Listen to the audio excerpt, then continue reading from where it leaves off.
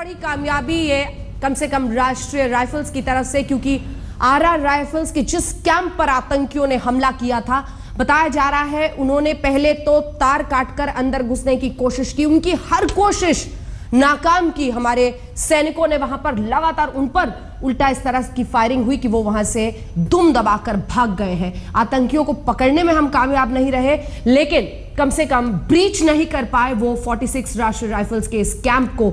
और इसी खबर पर हम बने हुए हैं। ताजा अपडेट अब इस पूरे मामले में आपको बता देते हैं कि आतंकी वहां से भाग खड़े हुए हैं। कुछ देर पहले सेना के कैंप के बाहर क्या हालात है, अंकित त्यागी ने जायजा लिया है, देखिए। कुपवाड़ा उरी हाईवे पर 40 राष्ट्रीय राइफल्स का ये वही कैंप है जहां पर कल रात को आतंकी हमला हुआ। करीब 10:20 पर आतंकवादियों ने कोशिश करी इस कैंप के अंदर घुसने की। यहां पर एको चार्ली कंपनी जो बीएसएफ की है उसका भी एक यहां पर कैंप है। और आप मेरे पीछे देख सकते हैं कि बीएसएफ के अभी भी लोग लगातार यहां पर आ रहे हैं और लगातार यहां पर जो गाड़ियां हैं फौज की और सुरक्षा बलों की, उनका मूवमेंट बना हुआ है। मैं ललित जोशी जो मेरे कैमरा पर्सन हैं उनको आपको बताऊंगा कि वो किस तरीके से यहां पर इस हमले को अंजाम देने की कोशिश करी आतंकवादियों ने। ये इस कैंप का मेन एंट्रेंस है और वो जो पेड़ आप देख रहे हैं मेरे पीछे, उन पेड़ों के पीछे झेलम रिवर है। उस झेलम नदी से रात को आतंकवादी 2 गुटों में आए। एक बड़ी पेड़ जिसको बोलते हैं, 2 आतंकवादियों का जो टीम था उन्होंने यहां से क्रॉस करके इस पूरे ग्राउंड को क्रॉस करके इस गेट के अंदर से जाने की कोशिश करी। उन्होंने 10:20 पर पहला ग्रेनेड फेंका और उसके बाद से 1:15 तक लगातार यहां पर जो लोग हैं वो बताते हैं लगातार फायरिंग चलती रही।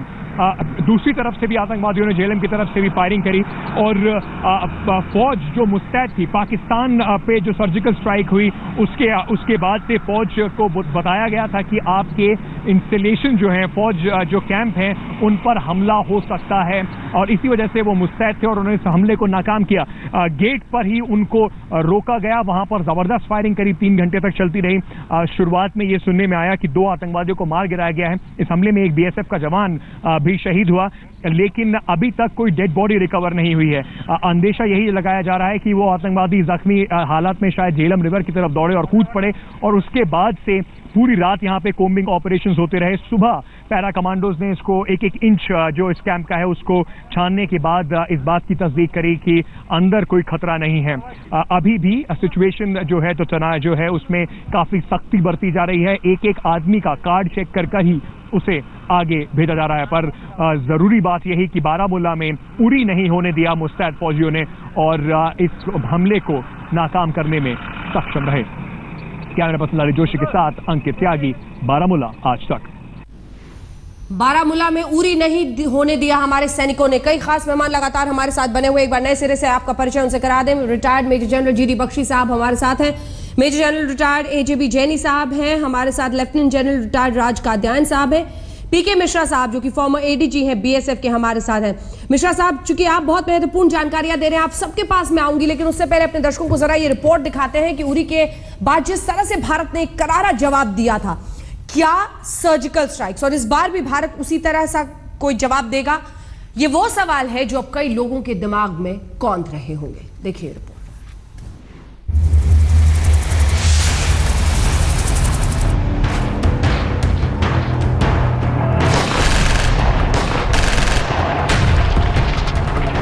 उरी में हुए आतंकी हमले का भारत ने करारा जवाब दिया।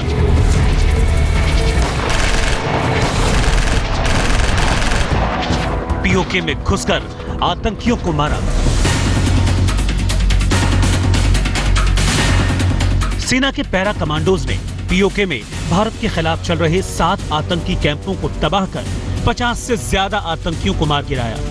ये पहला मौका था जब आतंकियों के खिलाफ भारत की तरफ से इतना बड़ा और सख्त कदम उठाया गया था।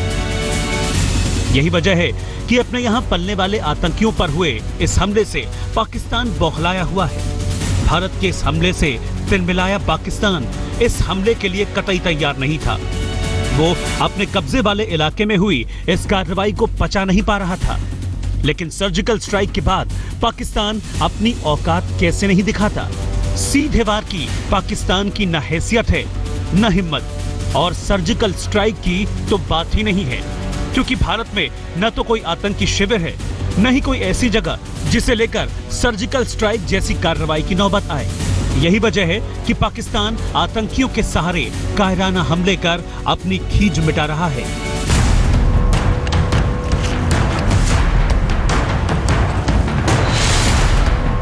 यही वजह है कि सर्जिकल स्ट्राइक के 4 दिन बाद ही ये नापाक हमला हो गया।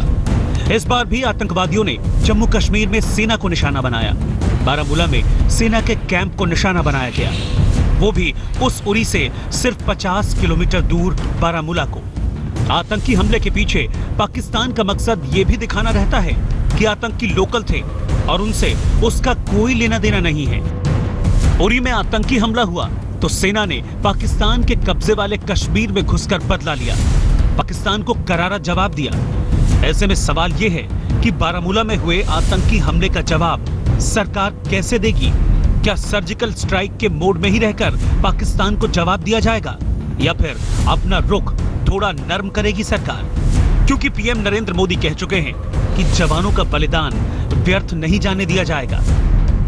एशिया के अंदर जहां जहां आतंकवाद की घटनाएं घट रही हैं, हर देश एक ही देश को गुनहगार मानता है। सवाल सिर्फ भारत का नहीं है, यही एक देश है जो चारों तरफ आतंकवाद को एक्सपोर्ट करने में लगा हुआ है। और पाकिस्तान के हुक्मरान सुन ले, हमारे 18 जवानों का बलिदान बेकार नहीं जाएगा। पाकिस्तान अपनी कायराना हरकतों से बाज नहीं आ रहा। सर्जिकल स्ट्राइक के बावजूद उसका दिमाग ठिकाने पर नहीं है। ऐसे में सवाल ये कि पाकिस्तान की कायराना हरकत से कैसे निपटेगा भारत? ऐसे हमलों से निपटने के लिए क्या रणनीति बनाएगी सरकार? क्या पाकिस्तान को फिर सर्जिकल स्ट्राइक से समझाया जाएगा? क्या आतंकी कैंपों पर पाक से बात करेगा भारत? पाकिस्तान से निपटने का विकल्प सरकार को तय करना है, लेकिन ये साफ है कि देश पाकिस्तान के खिलाफ ठोस कार्रवाई चाहता है। देश अब और शहीद नहीं, आतंकियों के सिर चाहता है। ब्यूरो रिपोर्ट, आज तक। और कम से कम इतना जरूर है कि बारामूला में हमने उरी नहीं होने दिया, लेकिन आतंकी भागने में कामयाब हुए हैं। ये आतंकी कैंप में घुस नहीं पाए। आरआर राइफल्स के सभी खास मेहमान हमारे साथ बने हुए हैं। बख्शी साहब, एक पूरी रिपोर्ट हमने दिखाई कि हिंदुस्तान को अब क्या करना चाहिए, क्या करना चाहिए आपके हिसाब से? बख्शी साहब, देखिए सबसे पहले तो हमें जरूरत से ज्यादा नर्वस नहीं हो जाना चाहिए। मैं नर्वसनेस देख रहा हूं एक दिल्ली में बेवजह। अरे साहब, ये स्टैंड ऑफ अटैक, इसको स्टैंड ऑफ फायर बोलते हैं। हमेरे जो इतने सारा लंबा जो मेरा काल है जम्मू कश्मीर में, ये बहुत छोटा टुच्चा सा हमला है जो कि बिल्कुल नाकारा गया, विफल गया। हमारे लड़के अलर्ट थे, उन्होंने ठोक दिया और ये सर पे पांव रख के भाग लिए। इसके ऊपर इतना ज्यादा एक्साइटमेंट की जरूरत नहीं है अभी फिलहाल, ठीक है। और जो गुरदासपुर में भी हुआ है, मैं समझता हूं इन्फिल्ट्रेशन का अटेम्प्ट हो रहा था। रिवराइन टेरेन है, वहां से वो इन्फिल्ट्रेशन का अटेम्प्ट करता है। हमारे लड़के अलर्ट थे, उन्होंने ठोका। तो अभी कोई ऐसी दर्जे हरारत नहीं हुई है। हाँ, पाकिस्तान में जो ये अपने हाफिज सईद साहब है, ये बड़े तिल मिलाए हुए लग रहे थे उस दिन टीवी पे, और ये हमारे मीडिया को, भारतीय मीडिया को थ्रेटन कर रहे थे कि मैं सर्जिकल स्ट्राइक क्या होता है आपको बता दूंगा। अगर ये सर्जिकल स्ट्राइक पाकिस्तान के टेररिस्टों की है तो ये तो हास्यप्रद है। I mean it is a joke. Don't waste our time.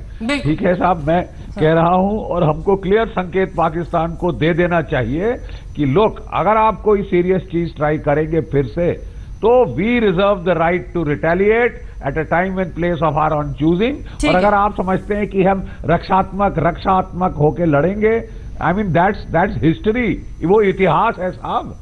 अब हम लाइन ऑफ कंट्रोल हमने देख लिया है कितनी पोरस है, कितना आप उसे बचा सकते हैं। वो हमारे लड़के 200-250 लड़के आराम से घुस के आराम से वापस आ गए। आपको पड़ेगी वापस आपके क्षेत्र में। तो मेरा सुझाव है कि वो दिमाग अपना ठंडा रखें, हाँ, और एक गिलास पानी पिएं और बैठ जाएं आराम से। जैनी साहब अपनी बात पूरी करें।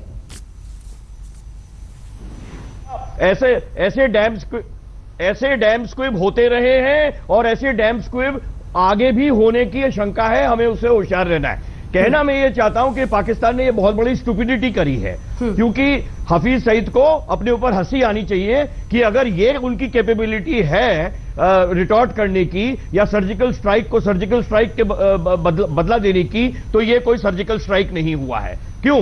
क्योंकि पहली बात तो उनको इस बात का एहसास होना चाहिए था कि हमारी सर्जिकल स्ट्राइक के बाद में बहुत हाई अलर्ट है। Everybody is morale is high. Every defensive this thing of every establishment बहुत ऊंचे दर्जे का है। तो ऐसा डैम स्क्विब जो है कभी भी कामयाब नहीं हो सकता। तो जिन्होंने दूसरा उन्होंने बड़ा हार्ड टारगेट चुना है। मैं खुद आरआर का कमांडर रह चुका हूं, बख्शी साहब आरआर के जोनल कमांडर रह चुके हैं, डिवीजन कमांड करी है आरआर की पूरी उन्होंने, ये कौन सा सेक्टर का से ज्यादा 3 सेक्टर कमांड किए। आरआर का सेक्टर और उसके ऊपर में 4 आदमी जाके आरआर के ऊपर में अटैक करें, ये तो महा स्टुपिडिटी है। बिल्कुल हो सकता है रोमियो सेक्टर 9 बटालियन आरआर के कमांड किए बख्शी साहब ने, तो आरआर के ऊपर में उन्होंने जुर्रत करी। अरे ये तो महा बेवकूफी है। अगर पाकिस्तान चाहते ये करना, भाई साहब कोई सॉफ्ट टारगेट ढूंढ सकते थे, कोई कॉन्वॉय ढूंढ सकते थे, कोई डिपो ढूंढ सकते थे। अरे बेवकूफों, तुमने आके आरआर के ऊपर अटैक किया और वो भी 4 आदमियों से, और सोचते हो कि तुम कामयाब हो गए होते। अब रही बात एलओसी की, एक मैं कहना चाहता हूं बहुत संक्षेप में कि ये कौन लोग थे। क्या ये लोग अभी आए होंगे हमारे सर्जिकल स्ट्राइक के बाद, या कि पहले से ही वैली में थे? ये कहना अंजना बहुत मुश्किल है, क्योंकि देखिए लाइन ऑफ कंट्रोल जो है कभी वाटर टाइट नहीं किया जा सकता, कभी भी एयर टाइट नहीं किया जा सकता।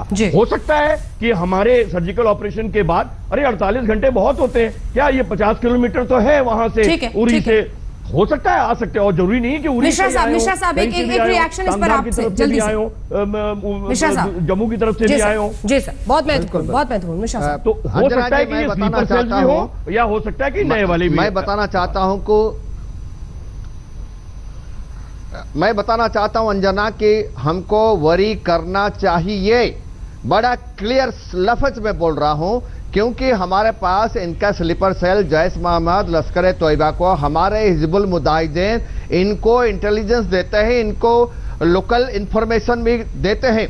और सलाउद्दीन का जो है 1 लाख से ज्यादा जो है अपने एरिया में कश्मीर में उनका फॉलोअर्स बहुत है। जब पामपुर में देखिए कितना अटैक सलाउद्दीन ने करवाया है। तो ये जो है छोटे छोटे अटैक जो पहले चलता रहता था, हमारा कैंप के ऊपर जरूर होगा। मैं ये नहीं बता रहा हूं कि वो एलओसी के थ्रू से अभी नए आए हैं, ये जो पहले आए हुए हैं हमारे अंदर में जो मिलिटेंट छिपे हुए हैं, उनका कम्युनिकेशन हफीज के साथ, आईएसआई के साथ है, और वो उनको डायरेक्ट करते हैं इस टाइप का फायर करने के लिए, just to show that they are capable of hitting on any target. हमको लाइटली नहीं लेना चाहिए, कभी भी दुश्मन को कमजोर मत समझो। ये आरआर नहीं, ये बीएसएफ नहीं, आर्मी नहीं है, लेकिन उन्होंने आकर के अटैक तो किए और भागने में तो सफल हुए। किस टाइप का हुआ कि भाग गए वो ठीक है, लेकिन उसमें हंसना नहीं चाहिए। क्या हम जाकर के 50 किलोमीटर के अंदर अटैक करके भागने में सफल हो जाएंगे?